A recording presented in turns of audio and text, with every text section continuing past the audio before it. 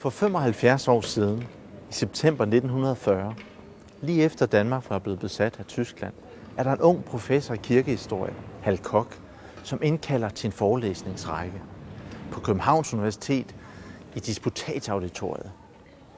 Hal Koch vil holde 8 forelæsninger om seeren og skallen Grundtvig, fordi Hal Koch mener, at vi i en desorienteret tid har brug for at gribe fat til Grundtvig for at finde svar på vores rådvildhed, finde de værdier, det menneskesyn, den danskhed, som vi skal bevare under besættelsen.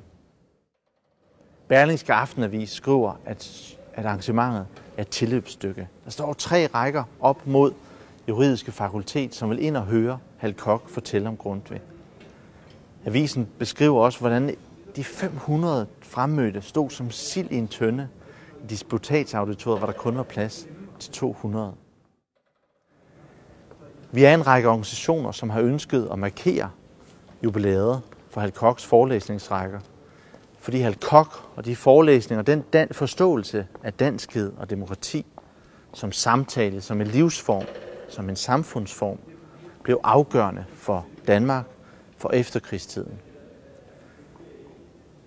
Vi er en række organisationer, som har ønsket at invitere til en forelæsningsrække, som både sætter fokus på Hal Koch som mand, som professor, men også hans forudsætninger i kristendommen, i antikken, i Grundtvig, og ikke mindst hans aktualitet i dag, i 2015.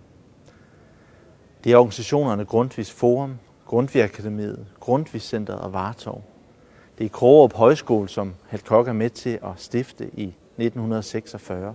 Det er Dansk Ungdoms Fællesråd, som Hal Koch bliver formand for og med til at stifte i 1940.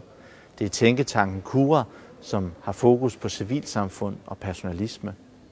Det er Københavns Universitet, og det er Efterskoleforeningen, og det er Dansk Folkeoplysningssamråd. Alle organisationerne har ønsket at sætte fokus på Hal Koch, manden, hans forudsætning og aktualitet.